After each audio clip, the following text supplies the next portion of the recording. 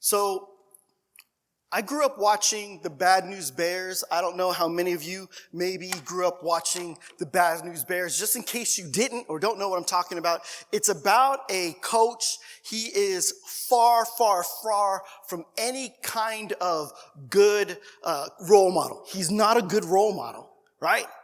And he coaches this little league team, a ragtag group of just totally incompetent baseball players. They shouldn't really be playing the game. As a matter of fact, they were put together so that they would fail. And he takes on this team, and at first he really doesn't care about them. And the first game that they play, they get slaughtered. 26-0, he finally forfeits. And the kids, they all decide, like, we don't want to play. We should just disband the team. We should just give up. But he tells them, no, don't. And this inappropriate, unfit coach, what he does is he sees something in them. He's not good at many, many things, but he is a good coach. And he does know baseball. And he sees something in them. And he trains them. He spends time. He teaches them the fundamentals of the game. He teaches them all of the mechanics of the game. And throughout the season, he builds them. He grows them up until they're like playing in the championship, the Little League championship. And what makes the story so great is they don't win the championship. And in the middle of the game, he realizes he's become so over-obsessed with his competitiveness, he realizes the destruction that it's doing to his team. And then he says, you know what? Forget it. You guys go out there. Let's just play the best game that we can play. And they play the best game that they could play. And at the end, he just sits the star players. And one of the worst players on the team, the worst player on the team, he says, go out there. You're going to play. He's like, coach, man, this is a championship game. You don't want to put me in. He's like, no, I do want to put you in. And the kid goes in. And again, they don't win the game. But what they do is they do win. Because they win this sense of a love for the game, a sense of true community, and he wins the proper perspective of what it means to develop people. That it isn't just about winning the game. It isn't just about baseball. He's crafting individuals. And if we want to be honest, if we want to just be honest, a lot of times we're a lot like Morris Buttermaker. That's the coach, as fathers. As much as we want to, we often fail to be the role models that we should be. Sometimes we fail miserably. But as a good father, we stand up, we regroup ourselves, we regroup the team, our family. We pull them together, we chart a course, and we're like, we can do this together. And no one is too weak to be involved. When we realize our role as fathers, and when we believe in our children, and when we set our hearts on developing them, we become better fathers. But what makes a man a good father? And what should a man do if he feels as if he's a failure as a father, or he has a history of failures? What should a man do to overcome that? We're going to look at that today. And I've entitled my message, The Fundamentals of Fatherhood. And what we're going to look at is how to raise healthy children. How to raise healthy children. So just a little bit of background concerning the book of Proverbs. Proverbs is just filled with wisdom that provides instruction for how we should live our lives. And a key component throughout the book of Proverbs is this instruction for families. He tells fathers how to act. He tells mothers how to act. He tells wives how to act. He tells children how to act. He tells husbands how to act, what we should live by, what we should think. Now, the thing about Proverbs is, there's concepts, themes. Each verse or each section of verses should just be seen as an independent idea. We don't read the book of Proverbs as a chapter and try to make sense of all of them together. We understand that there is a specific idea, a specific thought that is self-contained within a verse or two or a number of verses. But we should also understand that within the book of Proverbs, there's a theme. So any bit of wisdom that we find, we need to see it as a theme woven throughout Proverbs. So when we think about being a father, it's not just this one particular verse that we look at. It's all of the insights and wisdom that we find in Proverbs. So these themes should be understood in the light of one another. Now in our passage in Proverbs 19, verse 18, just the first part A. Discipline your son, for there is still hope. Now we're to understand when it says discipline your son, that we're speaking of discipline your children. Fathers, gentlemen, we must embrace the fact that discipline is necessary. It's necessary to raise a healthy child. And despite the popular misconception, discipline isn't inherently harsh. It's certainly never supposed to be cruel, and it's definitely not inherently stern. Now, it's true that sometimes, and I stress sometimes, it's necessary for a form of corporal punishment to correct our children. It involves a certain type of physical chastisement, but that's on limited and rare occasions. What we should see is that there's so much more to discipline than just corporal punishment. What we need to see is that ultimately the goal of discipline is to develop good character in your child and to reinforce correct behavior. Develop good character in your child and reinforce good behavior. So to discipline a person, this is a very technical definition. To discipline a person is to put them in a correct state of being, in a good state of order, so that they function in the way that God intended. To put a person in a good state of order so that they function in the manner that God intended. We understand discipline from the Hebrew and the Greek words that are used in the Bible to describe it. Here are some other ways that the same words are translated. One is reproof, warning, restraint, correction, chastisement, and then it's also presented in a positive sense of upbringing, training, instruction, and education. That's what discipline is. Now, discipline is exhausting at times. It's difficult. Sometimes it's the last thing that you want to do. But if you are consistent, if you put in the hard work, you will reap the reward. Discipline your son, and he will give you rest. He will give delight to your heart. Discipline your son, and he will give you rest, and he will give delight to your heart.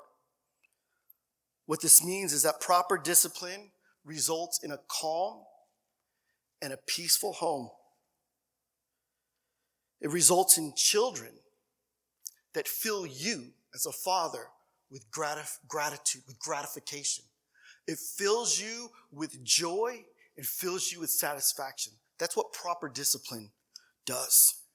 And that brings us to our first point. When you think how to raise healthy children, address issues as they arise. Address issues as they arise. You can't make the mistake of thinking that bad behavior will correct itself. Like if you just give it some time, it'll go away on its own.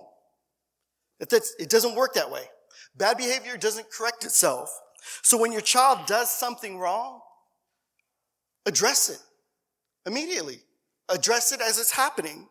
Because the sooner you address it, the sooner they learn. And the sooner they learn, the faster they learn, the faster that they learn these bad behaviors, bad habits don't have a chance to take root in their life. Those bad habits don't become a part of their character. Habits that are allowed to run wild They only become harder to correct as time goes on.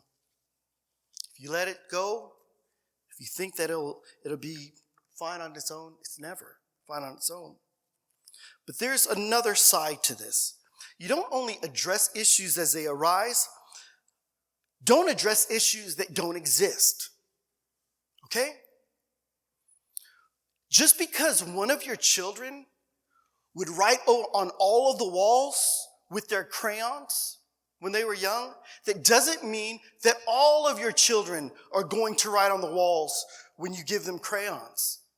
So don't address a problem that doesn't exist. See, each child is different than the other.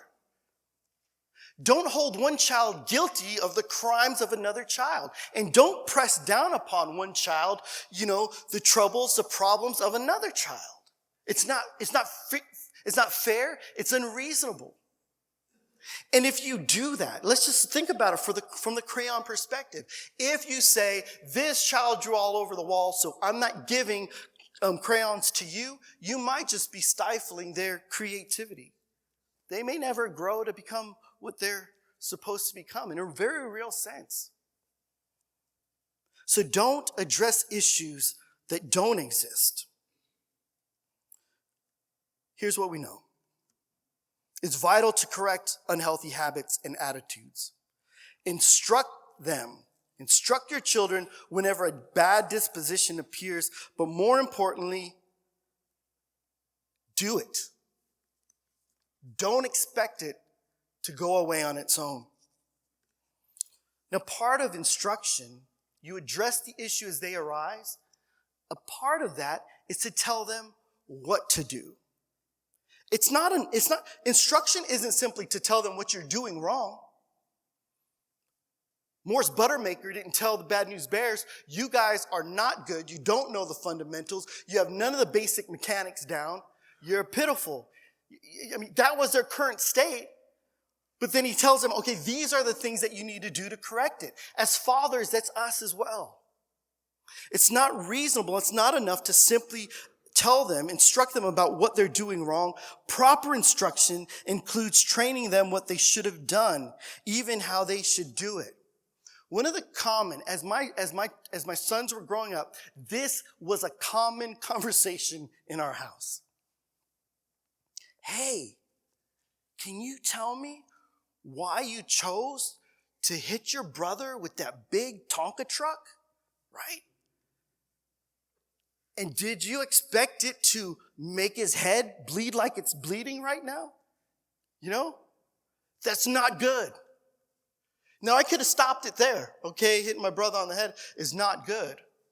But see, then you have to tell them, now what should I have done? Listen, when your brother makes you that crazy, and trust me, I understand, because sometimes he makes me that crazy too. But I don't hit him with a big Tonka truck. In those situations, use your words. Tell him what's wrong. Tell him what you need. Hey, let's try it together. How did you feel when he was making you angry? Oh, you're making me angry because blah, blah, blah. This, that. And what should you do? Let's not hit him with the Tonka truck, right? Now, you explain it, you give him instruction, then the same thing happens again. At that point in time, you're like, there is some corporal punishment involved because your actions hurt someone else. But the instruction is always to build, to develop, and it's always to correct. Use your words, I would say, not your fists. So discipline isn't only don't do that. It also includes do this instead. We got so much rain this year that there's just weeds everywhere. I don't know about your yard, but there's just weeds constantly trying to sprout up right where we are.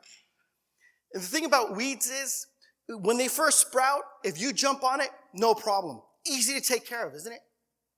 Easy to stay on top of. You don't even break a sweat.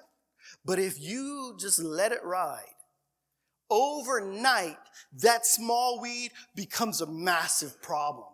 And if you don't address that now massive problem, it pollinates, it multiplies, and all of these other problems begin to grow up around it. You know what I'm talking about? They grow without trying. But if you want to grow a healthy plant here in this desert, you know it takes a lot of work. It's the opposite of growing weeds. And what do you need? You need to know. You need to know the soil that you're working with. And you need to amend that soil for that particular plant. You amend the soil for the needs of that plant. You need to know the correct time of year to plant, don't you? You need to know when to fertilize it. You need to know when to prune it and how to properly prune it. All of these things take knowledge on your part, and it's action, active work. Sometimes a great deal of work. But when you put in the time, you cultivate and grow healthy plants. And you know what doesn't grow when healthy plants are growing? Weeds. So the same thing is true for us as fathers. We're growing healthy children. Healthy children take time to grow. Weeds pop up. Deal with them immediately.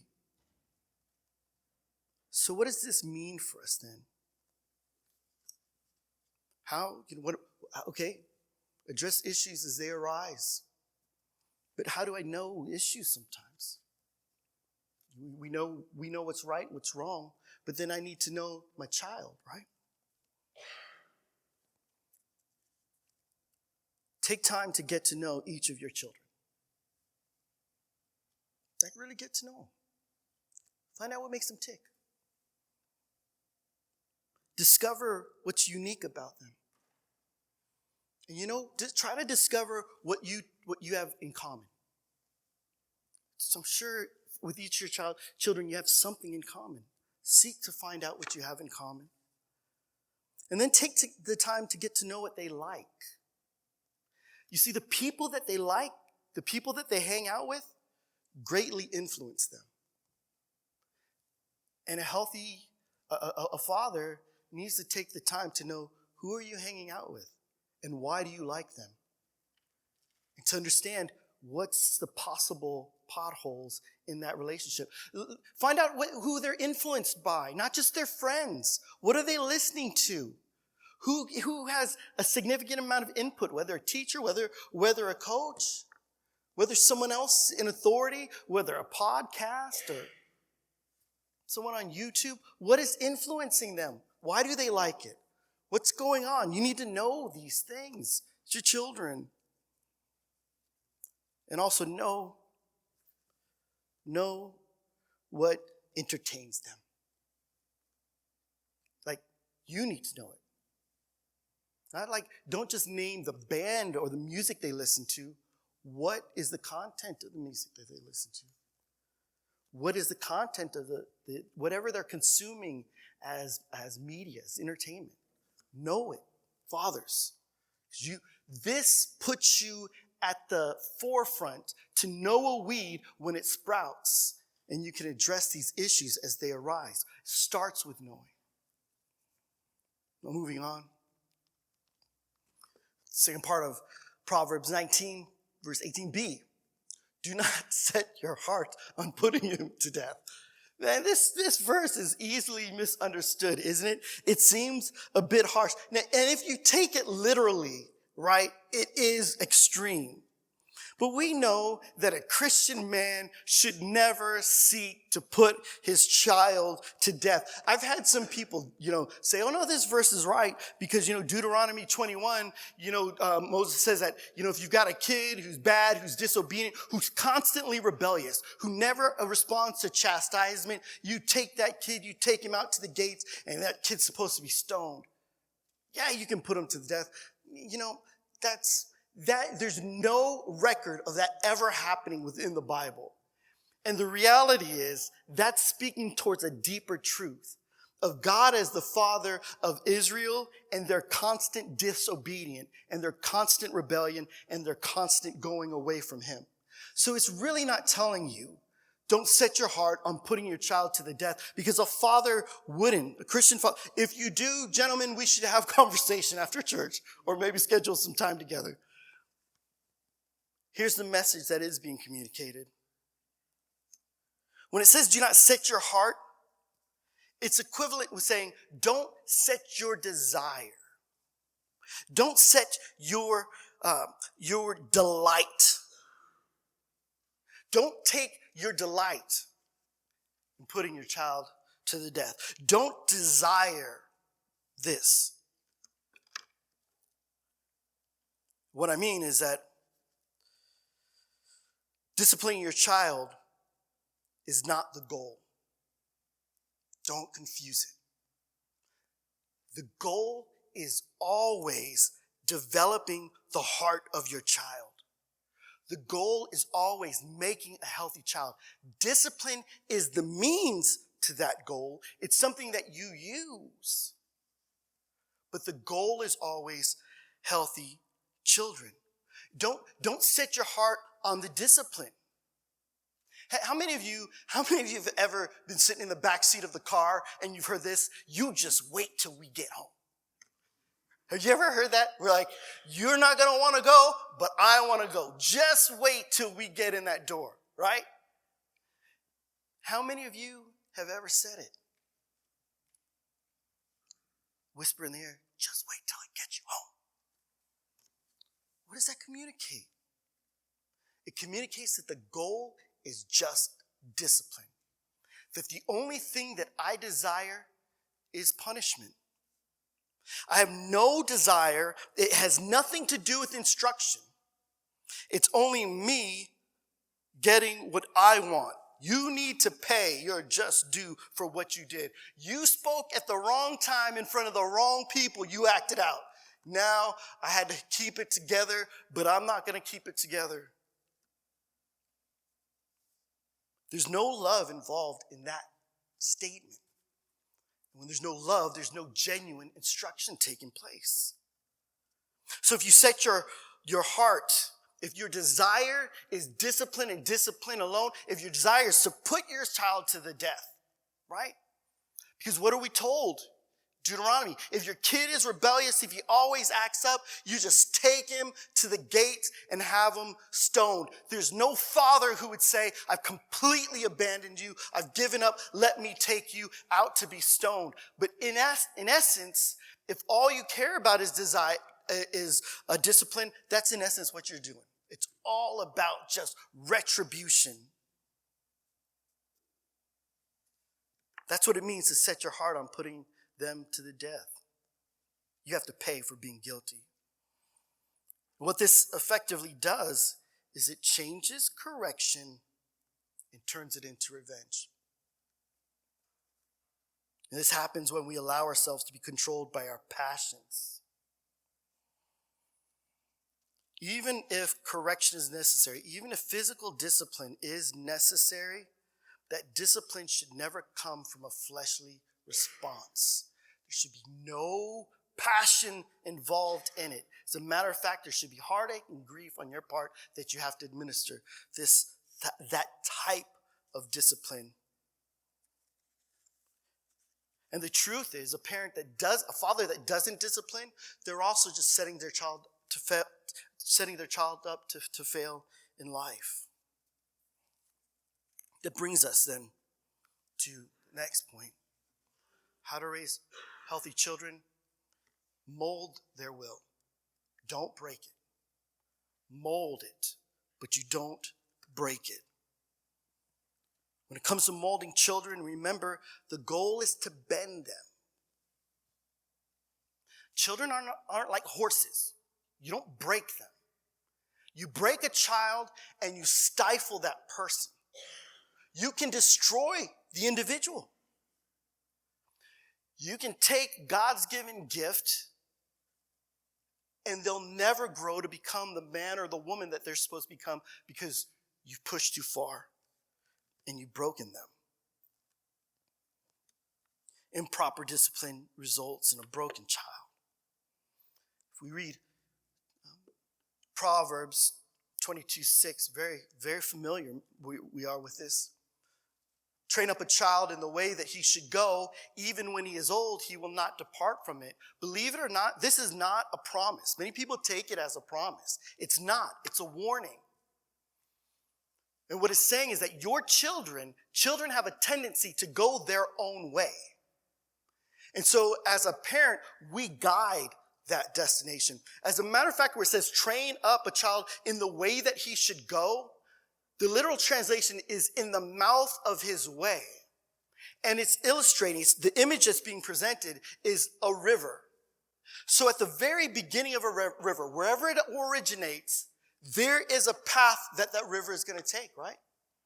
Starts at the top, it's going to flow in a direction. It's going to reach a specific destination, and it's going to turn and it's going to weave. There's a natural tendency to every river. There are rapids. There are slow parts. There are times when it gets shallow. There's times when it gets deep. All of these are characteristics of the river. So what the proverb is saying, that your children are following a certain path. It's the nature of their personality. They're bent a certain way. And so as fathers, then our goal is to take that river and to go, okay, there's this oxbow here. There's a place where the river jets out. I'm going to redirect the water there because that's a bad thing to do. And I see here where the water's collecting is being dammed up. Let me remove the debris that prevents the river from flowing. That's what it is. That's what it means when it says, even when he's old, he will not depart from it. Because once you let bad habits set in, they're hard to uproot. So at the beginning, as they start, you say, this type of river runs this way. Let me direct this river the way I want it to go. So we say, my child, as I spent time to get to know them, I realized they have these habits. Once I identify them, because I know my child, I know their friends, I know what they watch, I know what they like, I know how unique they are, I know what we have in common. Once I do that, then I say, okay, here are the things along the way that how I must steer them. This is true for so many things in life. I love bonsai trees. I've tried to train over a dozen bonsai trees. And every time they result in absolute failure, right? All I end up with is a dead tree. And the reason is I just try to move too fast. I go, okay, this is what it looked like today. I want it to look like this. And I just start cutting and I just start hacking. And I just take wires and I just start bending the thing way too hard, way too much, and it's too much stress on the tree, and then the tree dies. And after I think about 12, then my wife, she bought me a book, Bonsai Trees, right? I was like, well, this is probably a handy resource. And I read through the bonsai tree, I'm like, oh, so this is what you're supposed to do, right? You're supposed to look at the tree and see how it naturally goes, and there's some things you can't work out. And some things that they give ways to mitigate the problems. But the big thing is this, developing a bonsai tree, a good one, takes at least 15 years. And that's just to start, at least 15 years. And so now I've bought myself a tree that's going to become my bonsai tree. So the first thing to do, plant it in the ground. Leave it in the ground for 5 years. So that's what I'm doing.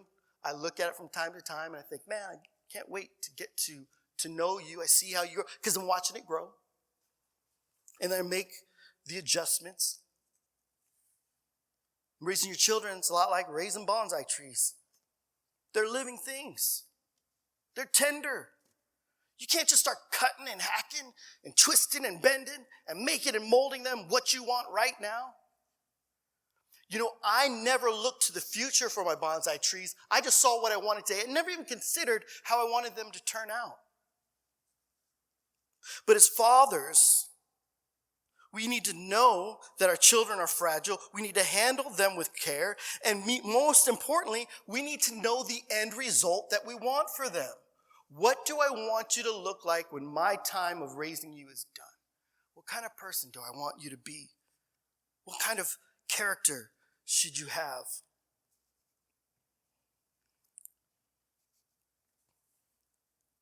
Many times the child's strength is their greatest weakness. So if you look at your child and you think, what kind of child do I want?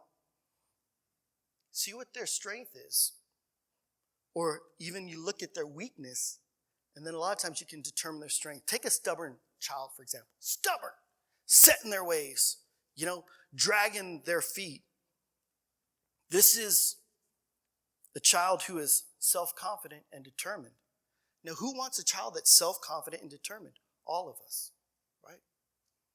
So we see the stubbornness and say, what you are is a self-confident kid. And you're determined. It's pushed to the limit, and now you're stubborn, and that's not effective. But I want you to remain self-confident. So then we bend them to our will. We bend them to teach them humility. We bend them to teach them how to follow. Maybe you have a lazy child, and you think, this lazy child is, the bane of my family, is going to be the horrible within the society. What have I done with this child? But you know what? Very often, a lazy kid is a kid who knows what they want to do. And they don't want to waste their time doing other things that they think are fruitless. How many of you think that it's a good thing to say, I know what I want, and I'm going to just clear the way and only do, like laser focus? That's a strength, isn't it? So then you take the lazy kid, you're like, well, here's what you have to understand, though, is that society needs you to play a role. And so then you take them, you make them participate with you in doing things that they don't want to do. And then you reveal to them, this is how this benefited the family, right? Maybe they don't want to do the dishes, you make them do the dishes, but then at dinner time you say, isn't it nice that we have clean dishes to eat on? Thanks, Timmy. Appreciate that. It's a humble job. He didn't want to do it, but in seeing what his participation does, that's how he's blessed. But you got to know it. Not a lazy kid. He just knows what he wants. Or let's say you have a child that isn't afraid to voice their opinion. Any of you guys know any of those kids who are so happy to tell you what they think? They are quick with the tongue, and you're like, oh my goodness. What in the world? You know what this is? It's a courageous child. It's a child who will stand up for what's right. It's a child that's not afraid to speak the truth, to stand up for what they want. You want to take this child and you're going to bend them because you want to keep those habits. They're good. They're healthy habits. And so what do? They need to learn submission and they need to learn respect. So you put them in places where they have to be submissive and have to learn respect. Fathers, if there's something that you must demand in your household and your family, it's respect. Because if your children don't respect you, if your wife doesn't respect you, the family falls apart. So stand strong on that respect, and your children will learn to respect you. And you take this child, and then they learn the proper time to speak.